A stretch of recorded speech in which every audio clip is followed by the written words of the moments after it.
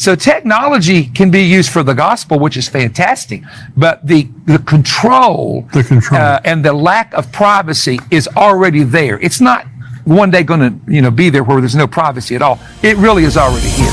Perry Stone, go to endtimes.com, become a subscriber, $7 a month, $77 a year. You get all of our articles, all of our videos, all week long. Plus, you'll get this entire interview.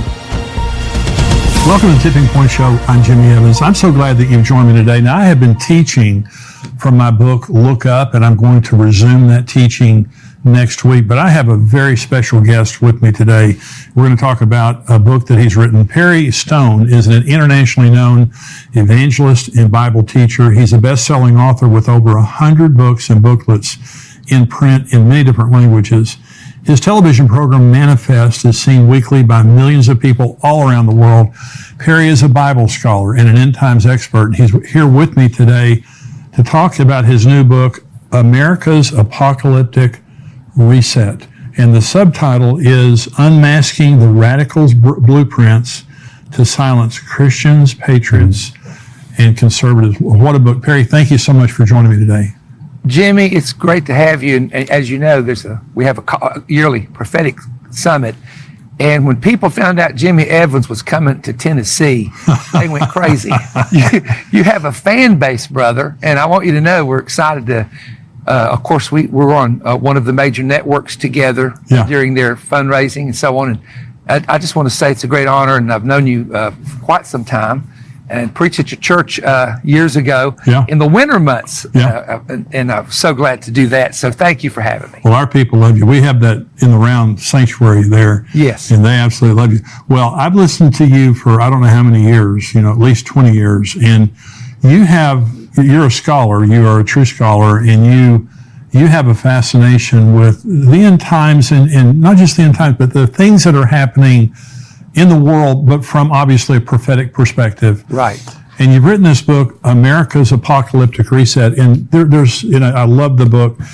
And I want to talk about this because, Perry, there's so much anxiety today, even among Christians, even those of us who love Jesus. You see the things that are happening in the world today. Now we have these riots that took place in Chicago and Los Angeles, and the teachers getting fired for saying "Good morning, girls" and all that kind of stuff. Yeah. And, the transsexual things. And so there has been in the last probably 5 years, maybe 10 years, but really just in the last few years. Now we see AI this year. We have AI introduced, which is causing a major disruption. And so tell me why you wrote the book. What's on your mind as it relates to America's Apocalyptic Reset? It's really interesting because I have been in ministry now for going on 47 years. Wow. And I'm not an old man yet, but I'm mature. I'm going to claim that too. There you go. We're mature. We're just maturing. I will say this, that a man just a moment ago was walking our property. He's not related to me, but his last name is Stone. He's related to Jensen Franklin. And he said, "Perry, you've been preaching this for 40 years. I've known you that long." He said, "It's really happening. Perry. It's really happening." I want the people that watch you and I together to realize this. You've been sounding the trumpet. I have as well for many years. There comes a time when everything that we've talked about, whether it be the positive things of the last day outpouring, the positive of the gospel going around the world, the positive of God's power being released in the earth, and the knowledge of prophecy filling the earth, those are the positive things. But these negative things that we talk about, keying in especially on that Revelation chapter 13, which is a global religion under a false prophet, a global kingdom with 10 major nations and their leaders under we call it a beast system. The Bible identifies it with the imagery of a beast, which in Greek in the Revelation means wild beast. It's a specific word for a dangerous wild animal. And we know that your people and my people both know the prophetic symbolism connected with that in Daniel and Revelation. There comes a time that it has to begin happening.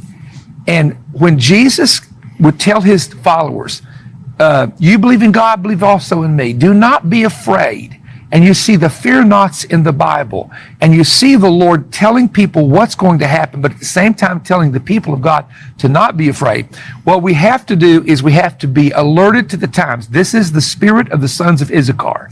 In the Old Testament, this tribe is said to have known the times and the seasons that were connected to Israel and what should be going on and what should be happening. Every believer needs to ask God to give them that same anointing that the sons of Issachar had, to be able to say, we do not want the seasons and the times to scare us, but to prepare us. That's right. And I've always said prophecy is never, for a believer, about being scared. It's only about being prepared. That's exactly right. Staying ready for the return of the Lord at any moment.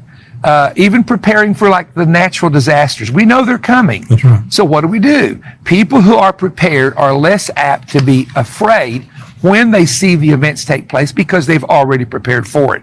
And I'm reminded about Noah, where it says that Noah, being warned of God, was moved by fear to prepare an ark for the saving of his house. And I said, no, God, it's a contradiction. You've told us not to be afraid. He said, no, he was moved by the fear of the Lord. Wow. And he knew what was coming. So the fear that moves us is our fear of the Lord, that the wrath of God is real. Right. The tribulation judgment is real. The judgments coming to the nations is real. So that is where we fear God, because we know that he is a just God, a God of righteousness and judgment. But yet we know he loves us. That's right. So therefore our fear is not to be afraid of what man can do. What did Jesus say? Do not be afraid of what man can do. Only be afraid of eternity. The person that can take you into hell. That's what you should fear, is going to hell and being lost. So I think that we have to understand we are now coming into those times. So let's be informed and let's be prepared. And that's the message that I would give to the body of Christ. And that's what I see in this book, is no fear, but there are some things we need to be prepared for. And No question. let's start. This says ancient Babel globalism now taking effect. So talk about that. Okay. When you go into Genesis chapter 11, you find that a man by the name of Nimrod built what was called the Tower of Babel. Later in that same area in the book of Daniel is Babylon. And it was where the Babylonian Empire was formed. Now, when you look at the tower, there were several things that remind us of today. First of all, we find out that they were trying to organize a global form of government. Right. One leader that controlled all those regions of that part. First real world global government came with the tower in Genesis chapter 11. So how's that parallel to us? Because of the formation of all we hear about now is globalism. Let's unite the nations. Now, number two, it says this, that they were all one language. So in this unification of things, they're trying to, if you've noticed, get one kind of currency that everybody can use. The dollar has been the pivotal currency for the nations, actually since probably since after World War II. Now we're coming into something different, where China, who is the leader of the future kings of the East in the book of Revelation, has stepped in, and now that they are trying to get everyone to use their currency and do away with the American dollars. And it's just and this is probably where more people are concerned. I have a text from a businessman who is one of the top businessmen in the entire United States, and they have a Christian organization, but he sent me this real long text explaining to me in detail about breaking it down on how this is happening, why it is happening, and what his opinion was on it. So there was a global system, global government, global religion. Everybody was, it says this in the Bible, they were all one language. And here's the fourth one, there is nothing restrained that we cannot do. To me, that's the picture of artificial intelligence. That's right. We are now making robots gods. That's right. We are making and creating, and even Elon Musk has warned about this, or Elon Musk, I should say. He's warned about this. He has said this system of artificial intelligence, where it's going, is so dangerous, they could actually control and rule over humans and destroy humans. Now think about that. Yeah. So when you see this image of the beast in Revelation 13 that speaks and lives, is this image, and the Greek word there is where we get the word icon from, which is an actual image, is it connected somehow to some high level, incredible artificial intelligence? Now they're wanting to create, this is interesting, they're wanting to create an artificial intelligence robot that looks human, that literally answers every question the world has on any subject. And that can eventually be done. And they're saying it will be the God, I quote, It will be the God of a new global religion. Wow. And so here's the thing. When you talk about ancient Babel, you see the preview. But what did God come down and do? God came down and confounded all of their languages, where they couldn't speak with one another. They couldn't communicate with one another. And so we talk about Babel. Babel can mean the gate of the gods in the ancient Semitic language, but it also means to just utter nonsense. We say, look at the baby babbling. You can't understand what they're saying. It's just a bunch of words. And so this entire system, and I want to say something here. You know, when you talk about men building a tower to reach into the heavens, I think, and I'm just telling you how I think about this, the parallels, I think about computer mainframes are called towers. Wow. And I'll tell you another thing that really interests me, because in Noah's day, there were giants in the earth in Noah's day, right? And we know that they're not named, but we do see other giants named in the time of David. And when David was about to set up the kingdom, and he did it through Solomon, of course, after his death, when the kingdom was about to come, there were giants that were in existence that David had to take care of, and there are 5 of them. There's Goliath, Lami, Saph, Ishbibenoth, and the giant from Gath. And they're named that way in the Bible. David took out all 5 of them. Now, someone said, how is that parallel to the time of the end, that in the days of Noah, there were giants? What are our giants? And the answer is tech giants. The tech giants that we have are literally intimidating the world, controlling the world, controlling thinking. They are changing the thinking of an entire generation. Yeah. And without naming them, there are 5 of them. Wow. That is absolutely. Just like in David's day, before the kingdom was established in Israel. So the Bible, what I'm saying is, the Bible has so many historical parallels that it says in Ecclesiastes, the thing which has been is that which shall be, that which has been done is that which shall be done, nothing new under the sun. So if you want to know the future, and I know you understand this very well, you go to historic references, as it was in the days of Noah, the day it will be in the coming of the Lord, days of Lot, in the days of the coming of the Lord, and you find examples, and it's loaded with what you will see happen again at the time of the end. And that's just an example. I call it the Babel effect in the book.